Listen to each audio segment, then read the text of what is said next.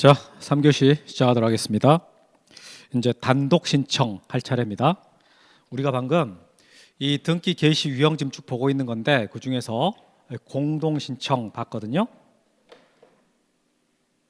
공동 신청 받고 이번엔 단독 신청 이제 이거 들어가는 거예요. 그럼 조금 전에 그럼 공동 신청이라는 것이 등기 권리자와 등기 의무자가 함께하는 신청이 되라고 했잖아요. 그럼 단독 신청은 뭐냐? 한쪽만 하는 거, 한쪽만.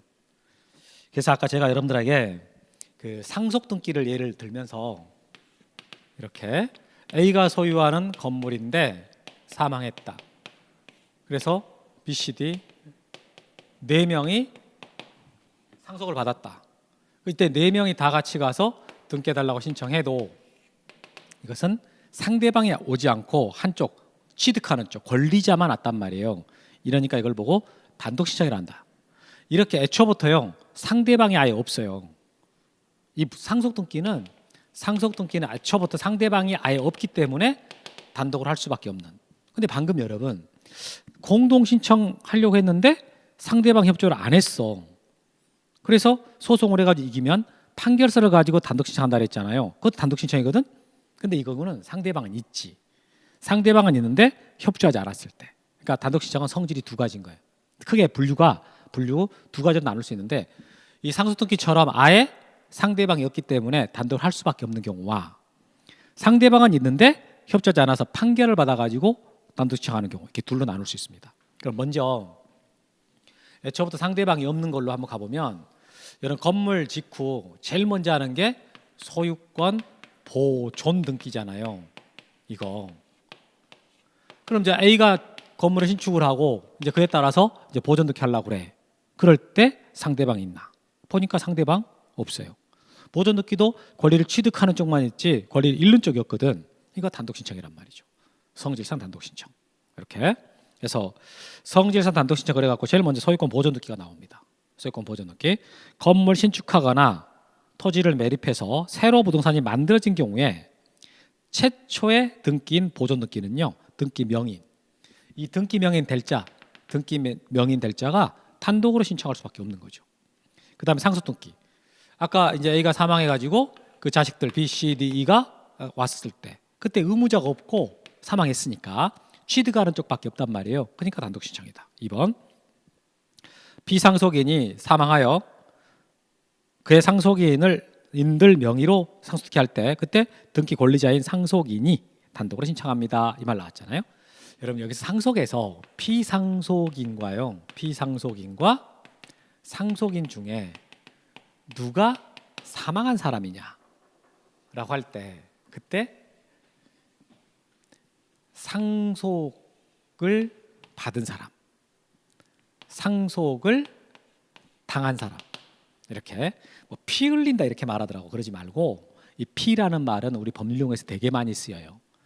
이게 피상속인, 피해자, 피고, 피대위자, 피보험자, 피박 이렇게 피가 참 많이 나오는데 이 피라는 말은 전부 다 되는, 당하는 이렇게 씁니다. 되는, 당하는. 상속 당한 사람, 해를 입은 사람, 해를 당한 사람, 피고, 소송을 당한 사람. 그 다음에 대위를 당한 사람, 피보험자. 좀 말이 어려워. 보험자, 피보험자 어려워하거든요, 여러분들. 보험, 위험을 보호하는. 보험, 위험을 보호하는. 그러니까 위험으로부터 보호를 받는 자. 이렇게 보험자 그러면은 우리가 보통 보험회사를 말하죠. 위험으로부터 보호를 해주는 자거든. 위험을 보호해주는 자. 그럼 피보험자, 위험으로부터 보호를 받는 자. 그러니까 일반 개인들, 보험회사랑 계약하는 사람들. 이렇게 박을 쓴 되는 피박 고노리실 때 박쓴 이렇게 하잖아요. 그러니까 피라는 말은 되게 많이 쓰이는데 어떻게 제가 해석했어요? 되는, 당하는, 받는. 수동적인 의미야. 수동적인 의미. 되는, 당하는, 받는. 상속 받는 사람, 해를 입은 사람, 소송 당한 사람, 대위 받는 사람, 위험으로부터 보호를 받는 사람, 박을 쓴 사람. 다 수동적인 의미. 그렇게 해석하면 돼요. 피 본다 이렇게 해석하지 말고 격떨어지게 우리가 이제 배워야지. 제대로 이런 말 여러분들 피의자 같은 거 많이 나온단 말이에요. 그러니까 나오니까 이런 걸 충분히 이해될 수 있어야 돼. P라는 말이 또 어디서 많이 나오죠? 우리 배우는 것 중에 나와요. 나올 때 제가 또 설명하겠습니다.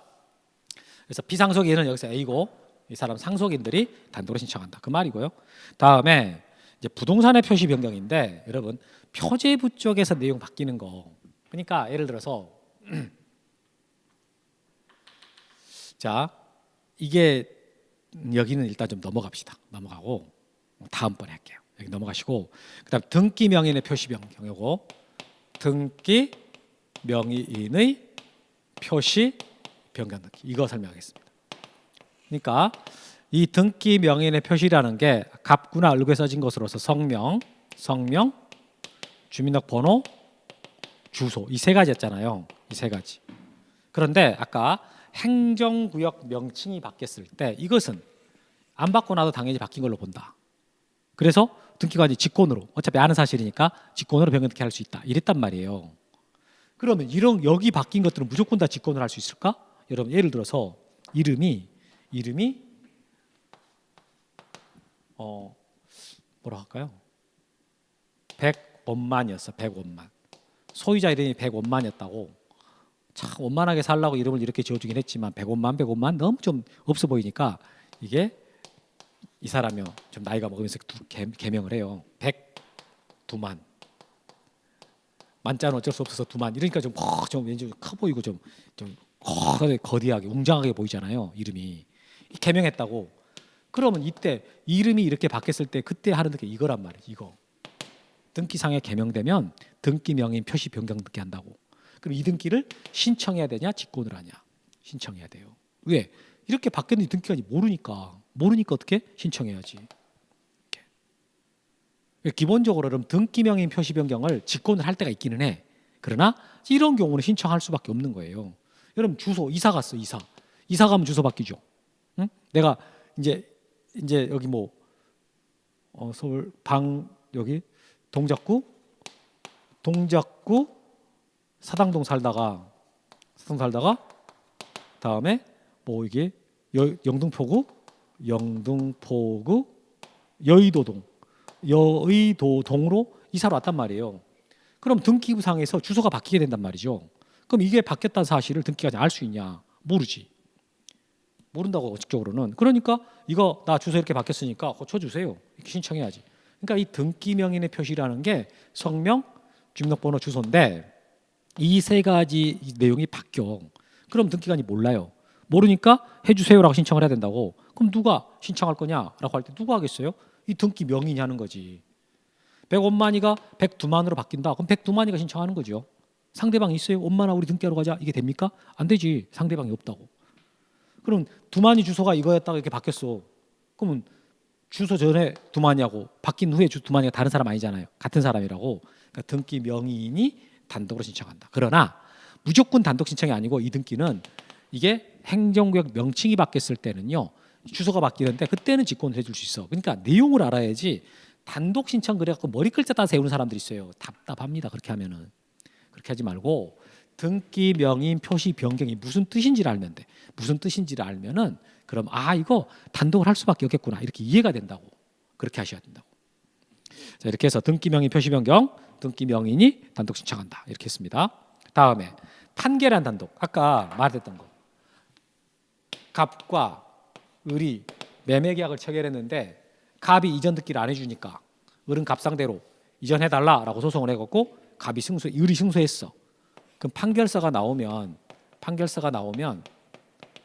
갑은 을한테 이전 등기 해라라고 판결서를 받았잖아요. 그러면 이때 을이 이 판결서를 가지고 단독으로 등기해 주세요 하는 게 된다 그 말이에요. 그럼 왜 그게 되냐? 도대체 되는 이유가 뭐냐? 이겼으니까 되지. 재판에서 이겼으니까. 물론 이렇게 말할 수도 있는데 이게 이제 뭐냐면 이때 이 판결 받는 걸 이행 판결이다 그래요. 이런 판결의 종류가 세 가지가 있어요. 확인 판결, 이행 판결, 형성 판결 이렇게 세 가지가 있거든요. 그런데 여기서 판결 받으면 단독으로 할 수 있다라고 할 때 원칙적으로는 이행 판결입니다. 이 판결이야. 이행하라고 시키는 거예요. 너는 을한테 등기 넘겨줘라라고 법원이 명령해 주는 거예요. 그러면 이 판결서에는 갑의 의사표시가 강제가 됩니다. 갑의 의사표시가. 그러면 재판에서 이긴 을이 판결서를 가지고 단독으로 신청하러 가잖아요. 근데 단독으로 등기 권리자 을이 혼자 가긴 했어. 그러나 판결서에 갑을 데리고 같이 신청하는 공동 신청 효과가 나오는 거예요. 판결서에 그냥 갑이 들어가 있다고 생각하면 돼. 갑의 의사표시를 강제하는 판결이 이행 판결이기 때문에 갑의 의사표시가 여기 들어가 있잖아요. 그러니까 을은 혼자 갔지만 사실 갑을 데리고 공동 신청하는 효과가 나온다고. 그래서 등기를 해주는 거예요.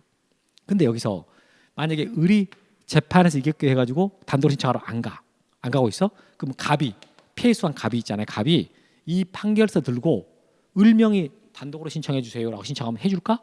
안 해줍니다. 아니 같은 판결서인데 왜 갑이 들고 오면 안 해주냐? 여러분 이 판결서에 갑이 들었다 그랬죠. 근데 등기소에 지금 갑이 왔단 말이에요. 갑만 2명 온 거야. 에듀윌 유료 회원만의 고객 밀착해요. 아 뭐였지 이거? 어떡하지? 자, 제가 도와드릴게요. 누구세요? 저 애들 학습 매니저인데요. 이거 좀. 네. 자, 일로 오세요. 자, 언제든 필요하시면 연락 주세요. 언제든지요? 언제든지. 감사합니다. 밀착 케어 받아가며 합격하는 혜택. 오직 에듀윌 유료 회원에게만. 에듀윌. 아들, 엄마 그런 거 아니야. 공부하시죠. 네.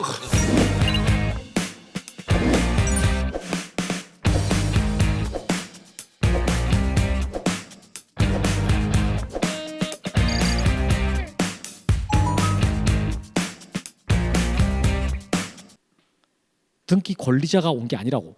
공동 신청 효과가 나오지 않아. 아까 을이 들고 올 때는 갑이랑 같이 온 공동 신청 효과가 나왔지만 패소한 갑이 이 판결서 들고 오면은 공동 신청 효과가 나오지 않습니다. 그래서 등기가 안 되는 거예요. 그래서 승소한 자는 단독으로 할 수 있지만 패소한 자는 단독으로 못 합니다. 자, 보세요. 이행 판결. 등기 절차 이행. 인수를 명하는 판결에 한 등기는 승소한 동그라미 쳐요. 승소한. 등기 권리자 또는 등기 의무자가 줄치고 단독으로 신청합니다. 끊어요. 여기서 판결은요. 방금 그 인수 이행 또는 인수를 명하는 판결 있잖아요. 이 판결. 여기서 말한 판결은 등기 신청 의사 표시하지 않는 자에게 의사 진술을 명하는 이행 판결을 뜻하고 줄쳐요. 의사 진술을 명하는 이행 판결 줄치고 이행 판결 동그라미. 하고 확인 판결이나 형성 판결에 이에 해당하지 않는 것이 원칙이다 해서 끊어요. 그러니까 방금 판결을 받으면 단독을 할 수 있다라고 했지 않습니까? 그때 그 판결은 이 셋 중에 이행 판결을 말하는 게 원칙이라고 말이에요. 이게 무슨 말이냐? 의사표시 강제하는 판결이라고 그래. 이걸 가지면 승소한 등기 권리자나 승소한 등기 의무자가 단독을 할 수 있다 이 말이거든요. 근데 예외가 하나 있기는 해. 그런데 공유물 분할 판결은 거기 줄치고 형성 판결이지만 권리자 또는 의무자가 단독으로 신청합니다 이런 말이 있어. 그래서 예외가 있긴 해. 공유물 분할 판결이요. 우리가 형성 판결이라고 할 때 딱 하나 배우는 게 있어요. 공유물 분할 판결입니다. 그거 지금 중요한 건 아니야. 아니니까 일단 그런 판결이 있는데 여하튼 우리가 배우는 판결 중에는 종류가 3가지인데 형성 판결이라고 딱 하나가 있어요. 형성 판결 중에 우리 시험에 나오는 판결 딱 하나밖에 없어. 공유물 분할 판결. 그것은 이제 승소 패소 관계없이 무조건 할 수 있는 판결이 있어요. 이건 다음 순환 때 좀 설명해 드리겠습니다. 그 다음 2번에 확정 판결이라는 말 나왔는데 여러분 이 확정 판결이라는 말 있잖아요. 이것은 판결의 종류가 아니고 그냥 그대로 읽으면 돼. 판결이 확정된 거야. 여러분 이게 자 1심 법원 우리나라는 3심 제도라고 그래요. 지방법원, 고등법원, 대법원. 이게 1심 법원이 판결을 했어. 판결하면은 그 판결에 대해서 나 억울해서 이거 못 끝낸다. 나 이거 더 다투고 싶다. 그러면 항소한다 그래. 항소하게 되면은 그리고 2심으로 가는 거예요. 그러면 이 판결은 끝난 게 아니야. 끝난 게 아니라고. 그냥 계속 진행되는 거예요. 2심 판결에 대해서 항소법원에서도 이제 판결했는데 나 이거 못 받아들이겠어. 그럼 상고할 수 있어. 대법원에 갈 수 있단 말이에요. 그것도 끝난 거 아니거든. 이게 계속 다툴 수 있는 상태가 되면은 끝난 게 아니야. 근데 1심 법원이 끝났어. 1심 법원이 선고를 했어요. 근데 나 이것은 그래 받아들인다 하고 더 안 다툴 수 있어. 그 2주 안에 항소할지 끝낼지 결정해야 되거든요. 그러면 2주 안에 항소 안 하거나 나 항소 포기하란다 이렇게 의사표시한단 말이에요. 그럼 판결이 확정돼.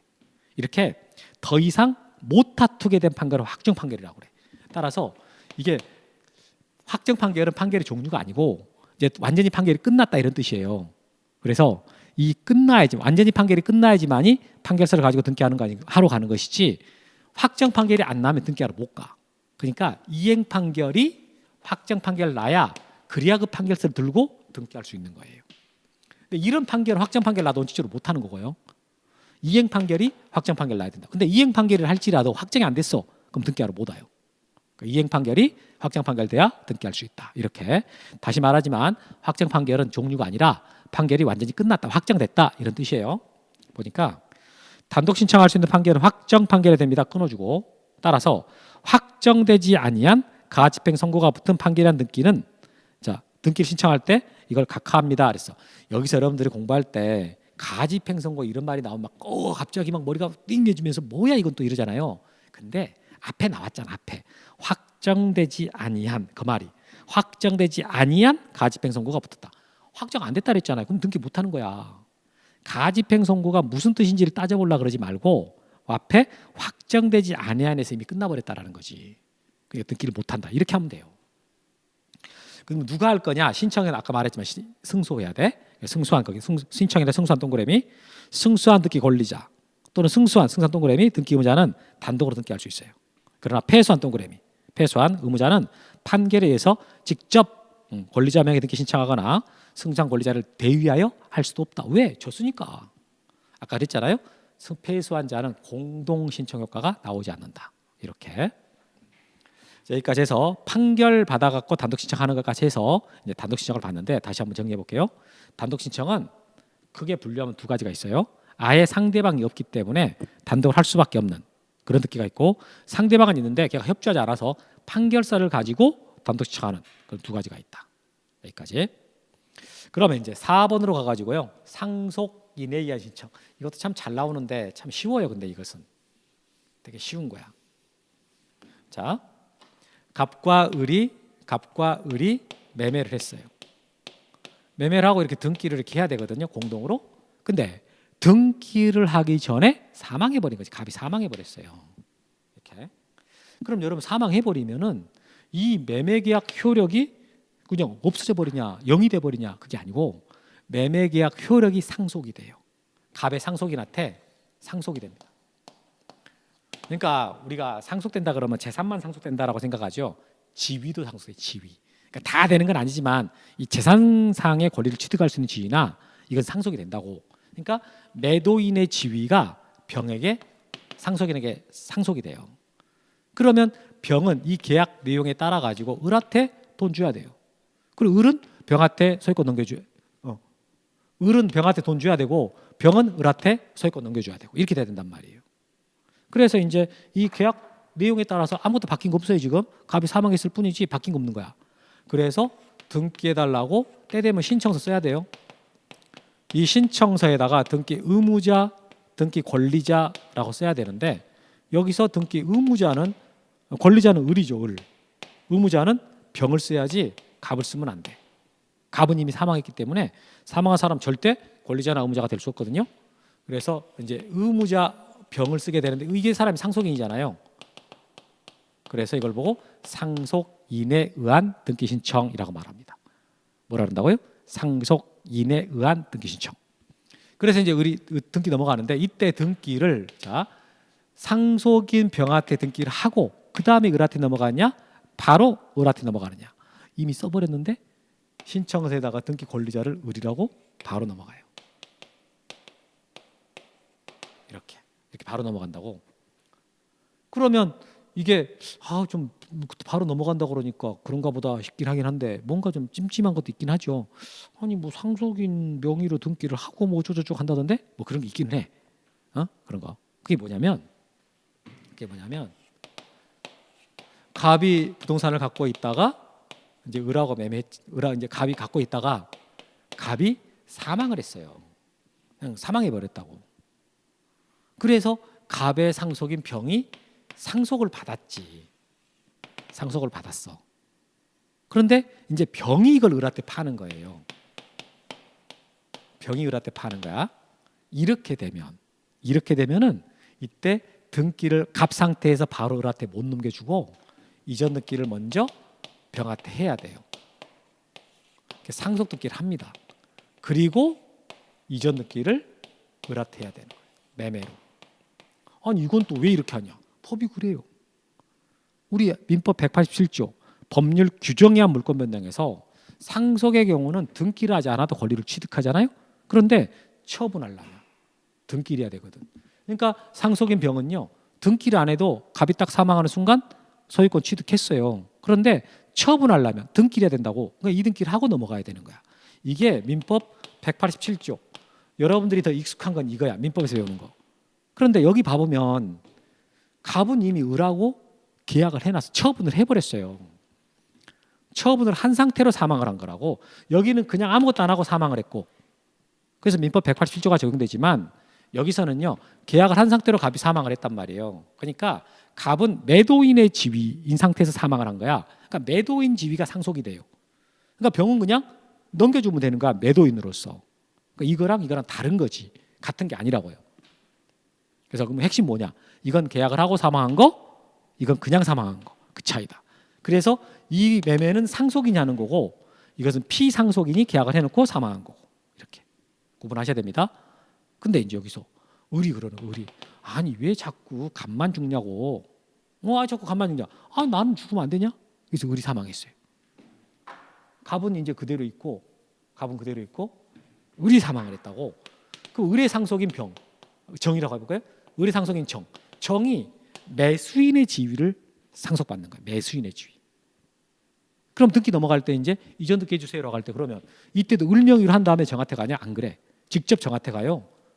왜? 이 사람 사망해 버렸으니까. 사망한 사람 절대 권리자나 의무자가 될 수 없거든. 그래서 매도인이 사망을 하든 매수인이 사망을 하든요, 직접 상대방한테 등기하고 직접 이 정한테 등기하는 것이지 상속 등기 거쳐가는 건 아닙니다. 직장 다니면서 시험 합격하기가 쉽지 않아요.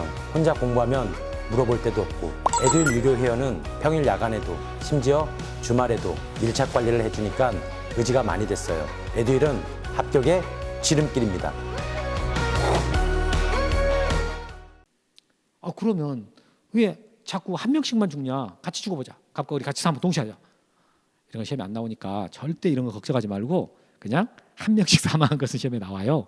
근데 같이 사망한 것은 안 나오니까 생각도 하지 마시고, 자 보시면 4번의 의, 등기 원인이 발생한 후에 밑줄 치고 매매한 후에 써요. 매매한 후에 이렇게 권리자 또는 의무자에 대해서 상속이나 그 밖에 포괄할 수 있다. 거기서 권리자 또는 의무자에 대해 상속했다. 매도인이 사망하든 매수인이 사망하든 그 말이잖아요. 그래서 경우에는 끊어주고, 상속인이나 그 밖에 포괄 승계인이 그 등기 신청할 수가 있다. 밑줄 칩니다. 이렇게 누가 신청한다? 상속인이. 예를 들어서 갑이 을에게 부동산을 매도하였으나 이전 등기하기 전에 갑이 사망했다. 갑사방 동그라미. 참 거기서 소유 매도하였으나 이전 등기하기 전에라고 줄을 쳐야 되겠네요. 매도하였으나 이전 등기하기 전에 갑사방 동그라미. 그때는 갑의 상속인인 병이 등기 의무자로서 을과 공동으로 등기 신청할 수가 있고 끊어주고, 을이 사망한다. 동그라미 치고 을의 상속인 정이 등기 권리자로서 갑과 공동으로 등기 신청할 수 있다. 이렇게. 그러면 이때 등기 실행할 때 이제 바로 2번 됐고요. 3번 바로 내려와요. 등기 실행할 때 2번 해볼까요? 그럼 이제 이거 내려왔을 때 여기다 등기 원인은 뭐냐? 등기 원인은 상속이에요. 상속이 아니에요. 상속이 아니라 매매야, 매매. 을이 지금 다시 정리해 봅시다. 갑과 을이 계약을 체결하고 갑이 사망한 걸로 할게요. 갑이 사망해서 을이 소유권 취득한 걸로 해봅시다. 이렇게. 그럴 때 원인은 상속입니다. 매매예요. 상속이 아니라 자꾸 헛나오네요. 매매. 을이 소유권을 갖게 된 원인이 뭐냐? 매매죠. 원인 일자는 뭐냐? 계약일이겠지. 그러니까 이것만 봐가지고는 갑이 사망했다는 사실이 나오질 않습니다. 그래서 거기 2번 등기 신청에 한 등기 절차의 경우에 등기 원인은 피상속인 행한 원인 행위인 매매, 이것을 기록하고 원인 일자는 피상속 행 원인 행위 일자, 즉 매매 계약일, 이것을 쓰게 된다. 끊어요. 이렇게. 그 등기, 여기서 제일 핵심 뭐냐면 등기 넘어갈 때 병의 등기 명의를 하는 게 아니라 직접 을한테 넘어간다. 이게 핵심인 거예요. 그래서 직접 넘어간다. 이게 시험에서 맨날 나오고 올해도 나와. 이 구조가 시험에 나오는 게 정해졌습니다. 이거 나오는 거야. 상속 등기를 안 하고 직접 넘어간다. 그래서 그게 3번. 상속인에 한 등기 시작의 경우에 상속인 명의의 등기를 할 필요 없이 피상속인으로부터 직접 상대방이 등기합니다. 거기 줄쳐야 돼. 이게 맨날 시험에 나오는 거예요. 이게 올해 여기서 나왔던 게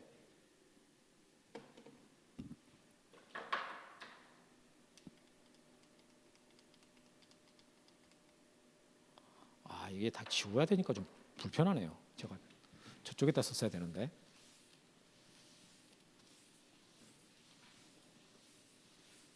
그대로 나온 거 그대로 우리가 맨날 연습하는 거. 지금 올해 정답으로 들어갔던 지문이거든요. 정답으로 들어갔던 건데 갑이 그 소유 부동산을 을에게 매도하고 사망한 경우 갑의 단독 상속인 병은 등기 의무자로서 갑과 을의 매매를 원인으로 하여 갑으로부터 을로의 이전 등기를 신청할 수가 있다. 너무 정직하게 써졌어. 맞았다고. 갑은 그 소유 부동산을 을에게 매도한 후 매매했다는 뜻이잖아요.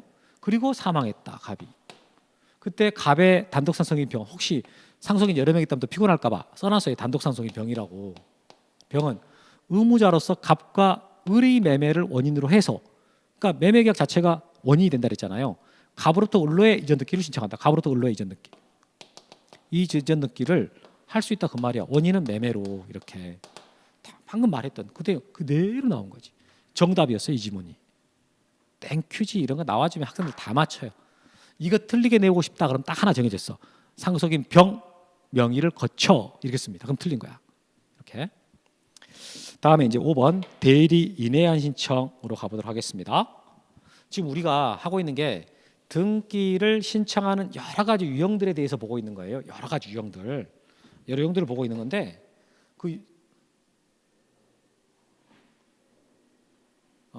여러 가지 유형들을 보고 있는 건데 지금 우리가 공동 신청, 단독 신청, 상속인 신청, 대위 신청, 대위는 안 나오네. 상속인 신청 그 다음에 대리인 신청, 대위 신청이라고 있어요. 다음번 우리 1월달 할 때는 볼 겁니다. 올해 거기서 시험에 나왔었거든.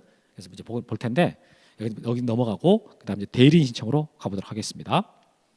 대리인 신청은 사실 여러분들이 이제 일반적으로 생각하는 게 제일 이거죠. 소유권을 A가 갖고 있다가 B에게 매매 계약을 했어요. 그러면 우리는 여태 지금 당사자가 직접 등기해 주세요라는 걸로 전제를 하고 지금 배웠다 그랬잖아요. 그런데 여기서 말하는 거자 하는 게 지금 뭐냐면은 이 사람들이 직접 등기를 하러 안 가고 맡긴다라는 거죠. 맡겨. 법무사한테. 그럼 법무사한테 맡겨주면 법무사가 가서 등기해 주세요. 이렇게 신청할 수 있어. 법무사가 가서. 그러면 이때 여러분 우리가 가만 보면은 대리인 할 때 민법에서 여러분 쌍방대리 배웠을 거거든 지금. 쌍방대리는 법률행위에 대해서는 쌍방대리가 허용이 안 된다. 이렇게 지금 배웠을 거란 말이에요. 한 대리인이 양쪽을 다 대리해서. 왜냐? 공정하게 법률행위를 못할 것 같으니까 못하게 하는 거거든. 근데 우리가 가만 보면 법무사한테 맡길 때 보면은요. 한 명한테 맡기는 거지 양쪽을 같이 맡기지 않습니다. 위임장을 각각 받아야 각각. 여기서 임장 받고 여기서 임장 받고. 그럼 이제 갑이 가서 법무사 밥이 등기해달라고 신청하는 거죠. 그럼 이때 법무사는요. 등기 의무자 A의 대리인도 되고 등기 권리자 B의 대리인도 되는 거예요. 쌍방대리가 되는 거지. 이렇게 한다 해가지고 뭐 A나 B한테 불이익 주는 거 없잖아요. 이미 얼마의 사고 판단하고 다 끝났기 때문에 새로운 손해 이해관계가 나오질 않아. 그렇기 때문에 이건 갑은 할 수 있는 거예요. 그러니까 법률행위하고 좀 다른 겁니다. 법률행위는 다른 거고 등기 신청행위는 양쪽을 대리해서 할 수 있어. 그 다음에 이때 여러분 법무사에 대한 수수료를 그럼 누가 이 법무사 수수료 예를 들어 50만 원이다. 그럼 누가 부담하냐? 이때 부담할 때 등기 권리자 매수인이 부담합니다. 매도인은 부담 안 해요. 매도인이 내는 게 아니라 우리 지금 관행을 보면 매수인이 50만 원을 전액 다 부담한다고. 그러니까 매수인 등기 권리자가요. 그 권리자가 50만 원 아깝잖아. 아까우니까 직접 나 셀프 등기하려고 그래. 셀프 직접 하자. 그때 이제 A한테 등기 같이 하러 가자. 직접 등기하러 가자 그러면 A는 안 갈라 그러지 보통은. 쥐는 어차피 돈도 안 내고 그러니까 법무사한테 맡기라고 그래요. 그러면 이 사람이 A한테 위임장을 받아. 매수인이 매도인한테 위임장을 받아요. 그러면 B는 등기 권리자 본인이잖아. 그러면서 등기 의무자 A의 대리인도 되는 거지. 그러니까 등기 권리자 본인이면서 등기 의무자 이게 대리인으로서 등기해달라고 신청할 수 있어요. 이걸 보고 자기계약이라고 해요. 자기계약. 자기계약이라고 표현하는데 이것도 법률행위에 대해서는 안 되거든요. 근데 등기 신청행위는 됩니다. 왜? 아니 어차피 새롭게 이해관계가 나오진 않잖아요. 이미 얼마에 주고 판다라는 게 끝나버렸잖아. 사고 판다가. 그러니까 등기 신청할 때 일이거든요. 저걸 보통 우리가 셀프 등기라고 합니다. 셀프 등기. 보통 여러분들이 말하는 셀프 등기가 이거예요. 이거. 이 경우 된다고.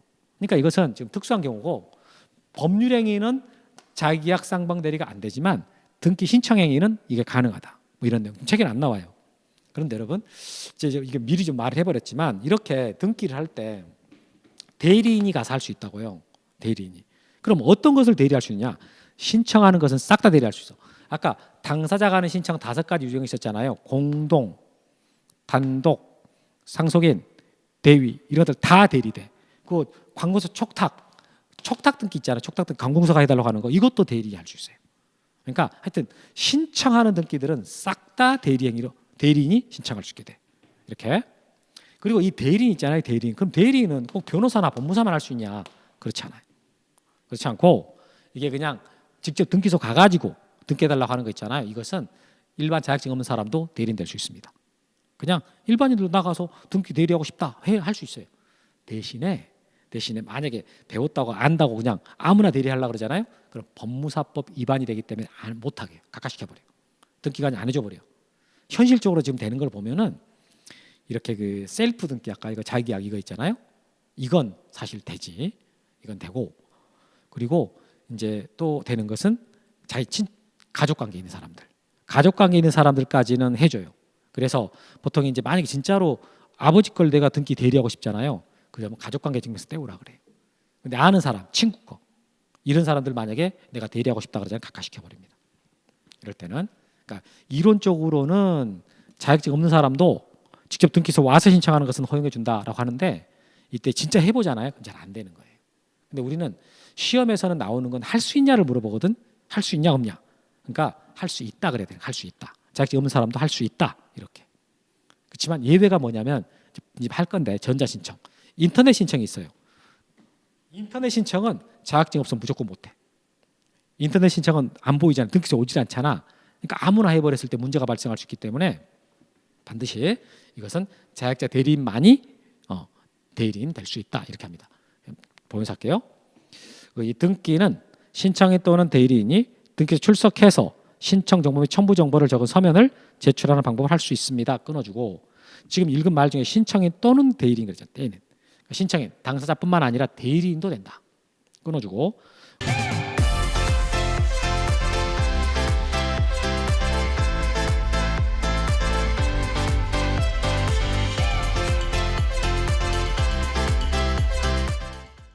공동신청 경우는 물론 단독신청, 대유신청, 포괄승계 신청 이게 지금 상속인 신청이거든요. 포괄승계 신청이라는 게 상속인 신청 그리고 촉탁 전부 다 신청하는 등기면 대위가 된다. 이런 말이 써 있어요. 그 대리인 자격 나왔는데 방문 신청의 경우에 대리인 될 수 있는 자는요 변호사의 법무사 아니라도 무방합니다.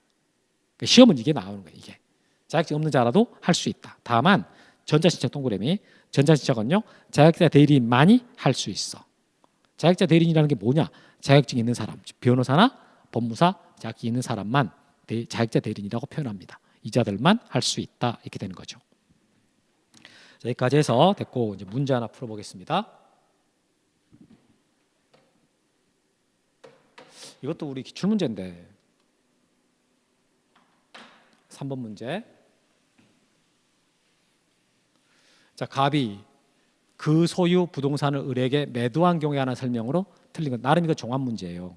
지금 이 파트에 대한 종합 문제인데 갑이 을과 매매 계약을 체결하고 자, 갑이 을에게 매매 계약을 체결하고 그에 따른 설명이다. 자, 옳은 거 골라봐라라고 지금 냈다. 틀린 거 골라봐라 그랬단 말이에요. 작년 문제입니다. 을이 부동산에 대한 소유권을 취득하기 위해서는 소유권 이전 등기를 해야 된다. 맞죠?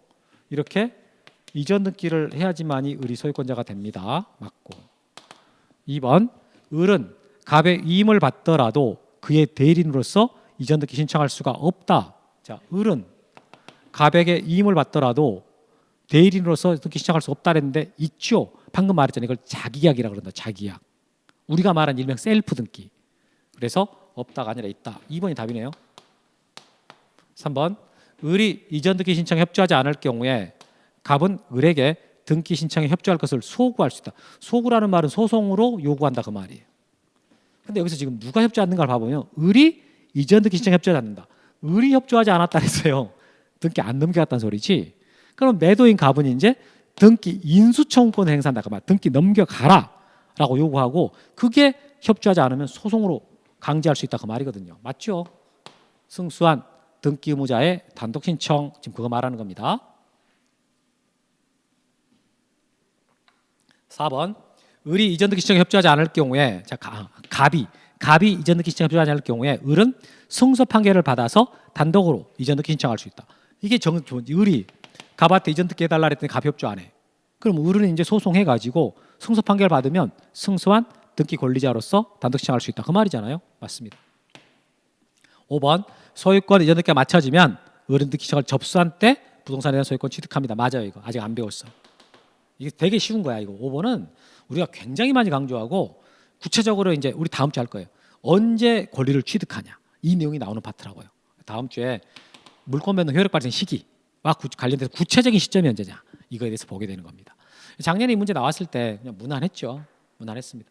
일단 전체적인 지문들이 어려운 지문이 아니에요.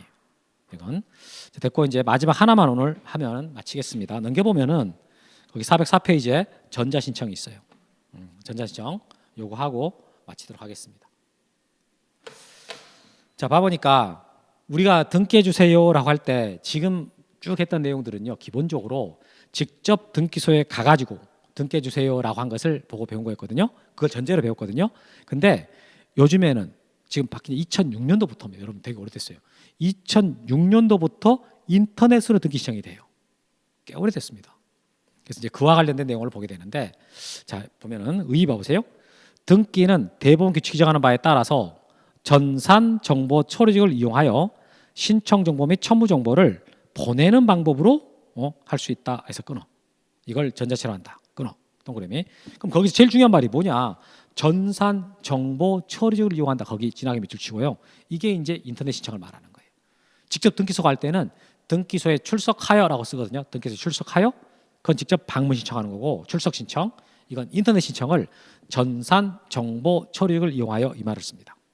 이렇게. 근데 이제 여러분 이게 모든 100% 등기들이 전부 다 전자신청 되는 것은 아니에요. 아니고 거기 가로 보니까 두 번째 줄에 법원 행정처장이 지정한 등기용으로 한정한다라고 돼 있잖아요. 그럼 그거 뭐냐? 그까지 몰라도 돼. 하여튼 다 되는 것은 아니다 정도만 알고 있으면 돼요. 그 다음에 자 셋째 줄 이것을 전자신청 한다까지 됐고 그 다음에 전자신청의 경우에 당사자 또는 자격자 대리인은요 미리 사용자 등록을 해야 된다. 사용자 등록 동그라미. 그러니까 이게 여러분 공부해 보면 알겠지만 전자신청 이게 인터넷 뱅킹이랑 많이 비슷해요. 참 인터넷 뱅킹 이거 인터넷 뱅킹이랑 많이 비슷한데 우리가 은행에서 인터넷 뱅킹을 하려면 일단 은행을 한번 가서 등록을 해요. 아무 지점이나 가가지고 등록하잖아요. 그걸 여기서는 사용자 등록이다라고 생각하시면 돼. 자 그럼 보면 이제 전자신청을 누가 할 수 있느냐? 이게 할 수 있는 자가 이제 제한돼 있거든요. 무조건 다 되는 건 아니야. 그래서 할 수 있는 자가 뭐냐 봤더니 거기 보니까 자 자연인 동그라미 치고 자연인과 사용자 등록을 한 자연인과 자연인 동그라미 치고 전자증명서를 발급받은 법인 할 수 있다. 법인 동그라미 치고 끊어요 거기서. 그럼 자연인이다 그랬는데 그 자연인에는 우리나라 사람만 되냐? 외국인도 되냐? 외국인 포함됩니다. 외국인 포함 이렇게 밑줄 쳐놓고 자연인과 법인 되는데 그때 자연인에는 외국인이 포함된다. 다 반면 법인 아닌 사단재단은 전자신청할 수가 없다 밑줄. 아니 왜 법인 아닌 사단은 전자신청을 못하냐? 법이 그렇습니다. 아니 무슨 법이 그러냐? 그렇죠. 법이. 처음에 여러분 2006년 우리나라 처음 전자신청 도입됐을 때는요. 국민만 됐어요. 국민. 우리나라 국민만. 법인도 안 됐고 외국인도 안 됐고. 외국인도 안 됐고 법인도 안 됐었다가 2006년도에는 딱 국민만 됐었거든. 그러다가 지금 확장돼 가지고 외국인도 되고 법인도 되는 거예요. 현재는. 근데 아직까지는 법인 아닌 사단은 전자신청을 못한다. 여기까지. 규정이 그렇다. 그리고 2번은 좀 전에 말했는데 이게 대리인이 될 수 있는 자가 누구냐? 전자신청 대리인은 아무나 되는 게 아니다. 자격자 대리인만 될 수 있다. 변호사나 법무사만 될 수 있다. 그 말 했잖아요. 그 말이 2번에 써집니다. 그 다음에 전자신청 하려면 사용자 등록하라 했잖아요. 그 사용자 등록하는 방법이 뭐냐? 우리가 가만 생각해 보니까 은행 가가지고 등록한다라고 했는데 그때는요 직접 가야 돼. 직접 은행을 갈 때는 아무 지점이나 가도 되긴 한데 갈 땐 직접 가야지 전화해 갖거나 대리인 보내거나 그러면 안 돼.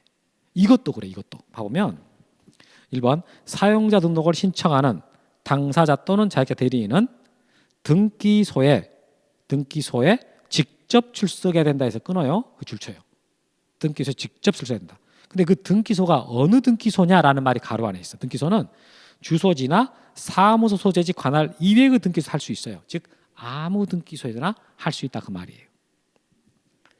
됐고 아무 등기소나 직접 가가지고 직접 가야 된다. 포인트는 두 가지야. 아무 데나 가도 되고 직접 가야 되고 이렇게. 만약에 관할 등기소로 가야 된다 그럼 틀린 거예요.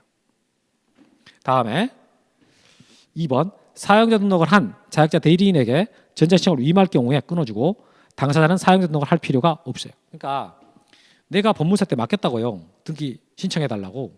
근데 법무사가 이 전자신청을 한다고 그래요.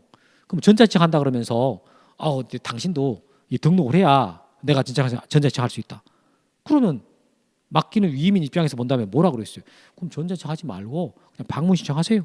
이렇게 말할 거 아니에요?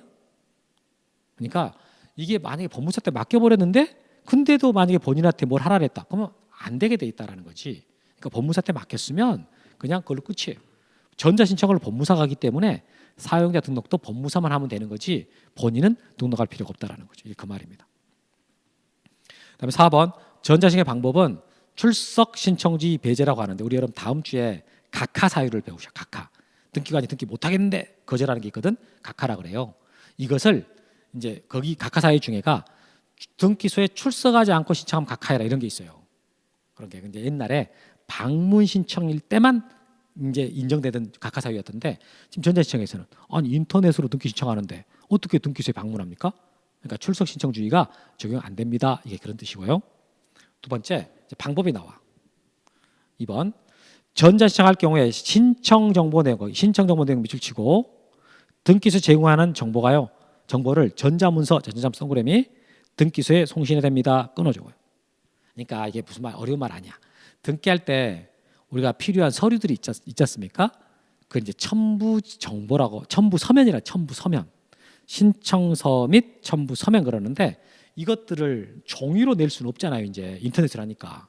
그래서 신청 정보, 첨부 정보 이렇게 말하거든요. 신청 정보, 첨부 정보. 그런 첨부 정보 이것들을 전부 다 뭘로? 전자문서로 다 보낸다. 이 말이고요. 전자문서 동그라미. 그냥 다음에 신청 정보를 전자문서로 송신할 경우에는 첨부 정보로서 등기소 제공해야 되는 정보를 전자문서로 보낸다. 제가 지금 똑같은 말 했어요. 기억번하고 니은번은 같은 거야. 기억번은 신청 정보 내용도 전자문서로 송신하고 니은번 그러니까 기억번은 신청 정보 거기 동그라미 쳐야 돼요. 신청 정보 내용 거기 밑줄. 신청 정보 동그라미 밑줄. 니은번 거기 보면은 첨부 정보로서 거기 첨부 정보 동그라미. 첨부 정보. 니은번에는 첨부 정보 거기 동그라미 치고 그것도 어떻게 전자문서로 송신한다. 즉 신청 정보 및 첨부 정보는 전부 다 전자문서로 송신됩니다. 그 말이에요. 다음에 디귿번 인감증명 제출할 자가 공인 인증서 정보를 송신할 때 거기 밑줄 치고 인감증 정보의 송신을 요하지 않습니다. 거기 밑줄. 인감증명 정보의 송신을 요하지 않습니다. 밑줄. 자 이제 우리가 다음 주에 신청 정보, 첨부 정보 이렇게 할 텐데요. 이때 이제 필요한 정보들이 있어. 그런 것들 다 전자문서로 보낸다. 그리고 인감증명은 이제 우리가 등기할 때 진짜 필요하지 않습니까? 근데 인터넷으로 신청하지 않습니까? 그럴 때는 인감증명 안 들어가요. 안 들어간다고. 넣을 필요가 없다. 왜? 방금 공인 인증서가 송신된다 그랬잖아요. 그걸 대신해 버려. 인감증명으로 갖고 확인할 내용을 공인 인증서가 대신하기 때문에 굳이 넣을 필요가 없다 이런 거거든요. 여기까지. 자 여기까지 해서 이게 내용을 사실 뭐 전부 다 한 건 아니에요. 아니지만 그래도 개략적인 내용들은 이제 본 거죠. 자 여기까지 해가지고 마치고.